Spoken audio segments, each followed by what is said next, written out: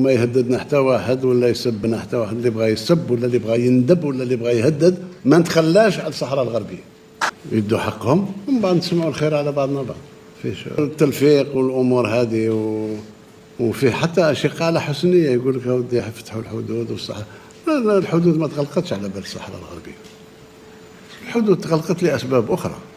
63 سنة استقلال، حدودنا مغلوقة أكثر من 45 سنة.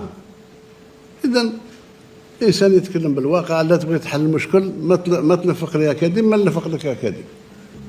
الشعب هذا باغي استقلال. احنا ماذا بينا ما نكونوش صحراويين أكثر من الصحراويين. الحل اللي قبلوه الصحراويين رانا قابلينه، ما نزايدوش عليهم.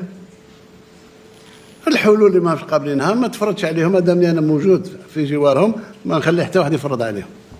هذا ما كان، يعني المعادلة بسيطة.